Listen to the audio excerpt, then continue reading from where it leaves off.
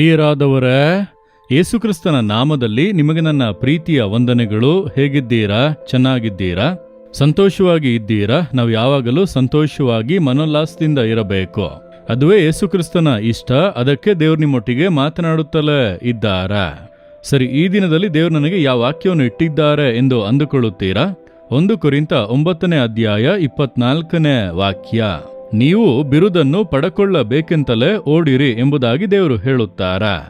ಅಂದರೆ ಈ ಓಟದ ಪಂದ್ಯದಲ್ಲಿ ಅನೇಕರು ಓಡುತ್ತಾರೆ, ನೋಡಿದ್ದೀರಾ? ಓಡುವಂತ ಎಲ್ಲರೂ ಕೂಡ ನಾನು ಜಯ ಹೊಂದಬೇಕು, ಗೋಲ್ಡ್ ಮೆಡಲ್ ತೆಗೆದುಕೊಳ್ಳಬೇಕೆಂಬಂತ ಯೋಚನೆಯಲ್ಲಿಯೇ ಓಡುತ್ತಾರೆ. ಜೀವನ ಎಂಬುದು ಒಂದು ಓಟದ ಸ್ಪರ್ಧೆ. ಎಲ್ಲರೂ ಕೂಡ ಓಡುತ್ತಾ ಇದ್ದೇವೆ. ಯಾವುದನ್ನು ನೋಡಿ ಓಡುತ್ತಾ ಇದ್ದೇವೆ? ಅಪೊಸ್ತಲನಾದ ಪೌಲ ಹೇಳುತ್ತಾನೆ, ನಾನು ಯೇಸುಕ್ರಿಸ್ತನನ್ನು ನೋಡಿಕೊಂಡು ಓಡುತ್ತಾ ಇದ್ದೇನೆ ಎಂಬುದಾಗಿ. ಹಿಂದಿನವುಗಳನ್ನು ಮರೆತು ಬಿಟ್ಟು ಮುಂದಿನವುಗಳನ್ನೇ ದೃಷ್ಟಿಯಲ್ಲಿಟ್ಟು ಯೇಸು ನನಗೋಸ್ಕರ ಇಟ್ಟಿರುವುದನ್ನು ಹೊಂದುವಂತೆ ಓಡುತ್ತಿದ್ದೇನೆ ಅನ್ನುತ್ತಾನೆ. ನಮ್ಮ ದೃಷ್ಟಿಯನ್ನು ಯೇಸುಕ್ರಿಸ್ತನ ಮೇಲೆ ಇಟ್ಟು ಆತನನ್ನು ನೋಡಿ ನಾವು ಓಡುತ್ತಾ ಇರಬೇಕು. ಯಾಕೆಂದರೆ ನಮ್ಮ ಅಂತ್ಯ ಎಲ್ಲಿ? ಓಟದ ಸ್ಪರ್ಧೆಯಲ್ಲಿ ಓಡುವಂತವನ ಕಣ್ಣುಗಳು ಯಾವುದರ ಮೇಲೆ ಇರುತ್ತದೆ? ನಾನು ಓಡಿ ಜಯದೊಟ್ಟಿಗೆ ಮುಗಿಸಬೇಕೆಂಬುದರಲ್ಲೇ ದೃಷ್ಟಿ ಇರುತ್ತದೆ. ಹಾಗಾದ್ರೆ ನಮ್ಮ ಅಂತ್ಯ ಎಲ್ಲಿ ಅಂದರೆ ಪರಲೋಕದಲ್ಲಿ. ಈ ಲೋಕದಲ್ಲಿ ಓಡುತ್ತಲೇ ಇದ್ದೇವೆ. ಈ ಲೋಕದಲ್ಲಿ ಕಣ್ಣನ್ನು ಮುಚ್ಚಿದರೆ ಯೇಸುವಿನ ಸಮ್ಮುಖದಲ್ಲಿ ಕಣ್ಣು ತೆರೆಯಬೇಕು, ಪರಲೋಕದಲ್ಲಿ ಇರಬೇಕು. ಅದನ್ನು ನೋಡಿ ನಾವು ಓಡಬೇಕು. ಹಾಗೆ ಓಡುವಾಗ ನೋಡಿರೆ ಅವರು ಬೇರೆ ಯಾವುದನ್ನು ಕೂಡ ಗಮನಿಸುವುದಿಲ್ಲ. ಓಟದ ಸ್ಪರ್ಧೆಯಲ್ಲಿ ಓಡುವವರನ್ನು ನೋಡಿದ್ದೀರಾ?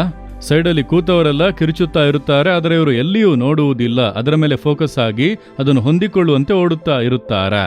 ನೀವು ಮತ್ತು ನಾನು ಕೂಡ ಪರಲೋಕವನ್ನು ನಮ್ಮ ಕಣ್ಣ ಮುಂದೆ ನಿಲ್ಲಿಸಿ, ಯೇಸುವನ್ನು ನಮ್ಮ ಕಣ್ಣ ಮುಂದೆ ನಿಲ್ಲಿಸಿ, ಈ ಲೋಕದಲ್ಲಿ ಕಣ್ಣು ಮುಚ್ಚಿದರೆ ಯೇಸುವಿನ ಮುಂದೆ ನಿಲ್ಲಬೇಕು ಅಂತ ಒಂದು ಯೋಚನೆಯೊಟ್ಟಿಗೆ ಓಡಬೇಕು ಎಂಬುದನ್ನು ಯಾವಾಗಲೂ ನಮ್ಮ ಹೃದಯದಲ್ಲಿ ಇಟ್ಟುಕೊಳ್ಳಬೇಕು.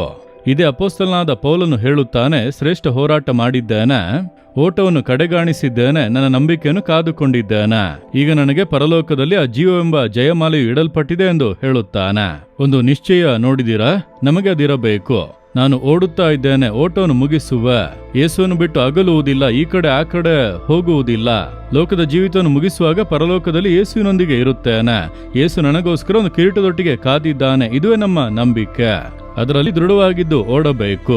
ಹಾಗೆ ಓಡುವಾಗ ಇಬ್ರಿಯರಿಗೆ 12:1 ಓದುತ್ತೇವೆ, ಭಾರವಾಗಿರುವಂತ ಎಲ್ಲವನ್ನೂ ಕೂಡ ತೆಗೆದು ಪಾಪಗಳನ್ನೆಲ್ಲ ತಳ್ಳಿ ಹಾಕಿ ನಮಗೆ ನೇಮಕವಾಗಿರುವಂತ ಓಟವನ್ನು ತಾಳ್ಮೆಯಿಂದ ಓಡಬೇಕಂತ. ಒಂದು 100 ಮೀಟರ್ ಓಡುತ್ತಾನೆ ಅಂದುಕೊಳ್ಳಿ, ಅವನು ಫಸ್ಟ್ ಬಂದರೂ ಕೂಡ ಟ್ರ್ಯಾಕ್ ಅನ್ನು ಬಿಟ್ಟರೆ ಅವನಿಗೆ ಆ ಬಹುಮಾನ ಸಿಗದು. ಆದ್ದರಿಂದ ಟ್ರ್ಯಾಕ್ನಲ್ಲಿ ಓಡಬೇಕು. ದೇವರು ನಮಗೆ ನೇಮಿಸಿರುವಂತ ಓಟದ ಹಾದಿ ಇದೆ. ನಿಮ್ಮನ್ನು ದೇವರು ಯಾವುದಕ್ಕೋಸ್ಕರ ಕರೆದಿದ್ದಾರ? ಓಟದ ಮಾರ್ಗದಲ್ಲಿ ಓಡಬೇಕು. ಎಲ್ಲರೂ ಪೂರ್ಣಾವಧಿ ಸೇವೆಗೆ ಕರೆಯಲ್ಪಟ್ಟವರಲ್ಲ. ನೀವು ಬಿಸ್ನೆಸ್ ಮ್ಯಾನ್ ಆಗಿದ್ದರೆ ಅದರಲ್ಲಿ ಓಡಬೇಕು. ಒಂದು ಇಂಜಿನಿಯರ್ ಆಗಿದ್ದರೆ ಅದರಲ್ಲಿ ಓಡಬೇಕು. ದೇವರು ನಮಗೆ ಯಾವೊಂದು ಜೀವಿತವನ್ನು ಕೊಟ್ಟಿದ್ದಾರೋ ಅದರಲ್ಲಿ ಪರ್ಫೆಕ್ಟ್ ಆಗಿ ನಾವು ಓಡಬೇಕು. ನಾವು ಓಟವನ್ನು ಜಯದೊಟ್ಟಿಗೆ ಮುಗಿಸಬೇಕೆಂಬುದರಲ್ಲಿ ಗಮನ ಕೊಡಬೇಕು. ಹೊಂದತಕ್ಕದ್ದಾಗಿ ಓಡುತ್ತಾ ಇರಬೇಕು. ಯೇಸು ಸಂಗಡಲೇ ಇದ್ದು ನಮ್ಮನ್ನು ಪ್ರೋತ್ಸಾಹಪಡಿಸಿ ಬಲಪಡಿಸುತ್ತಾ ಇರುವನು. ನಿಮ್ಮ ನೋಡಿ ಹೇಳುತ್ತಾರೆ, ಮಧ್ಯದಲ್ಲೇ ನಿಂತು ಹೋದಿರಾ? ವಿಶ್ವಾಸದಲ್ಲಿ ಕುಂದಿ ಹೋದಿರಾ? ಓಟದ ಮಾರ್ಗದಲ್ಲಿ ಸಾಕೆಂದು ನಿಂತಿದ್ದೀರಾ? ಇಲ್ಲ, ಮುಂದುವರೆದು ಓಡಿರೀನು, ಸ್ವಲ್ಪ ದೂರವೇ ಜಯಿಸುತ್ತೀರೆಂದು ದೇವರು ಹೇಳುತ್ತಾರೆ. ಹೇಳಿರಿ, ದೇವರೇ, ನಾನು ಜಯ ಹೊಂದುವ ಹಾಗೆ ಓಡಬೇಕು. ಸೋತು ಹೋಗುವುದಿಲ್ಲ, ಮಧ್ಯದಲ್ಲಿ ನಿಲ್ಲುವುದಿಲ್ಲ, ಕೊನೆಯವರೆಗೂ ಓಡಿ ನಂಬಿಕೆಯನ್ನು ಕಾದುಕೊಂಡು ಜಯದಲ್ಲೇ ಮುಗಿಸುವೆನು. ಯೇಸುವಿನ ನಾಮದಲ್ಲಿ ಆಮೇನ್, ಆಮೇನ್.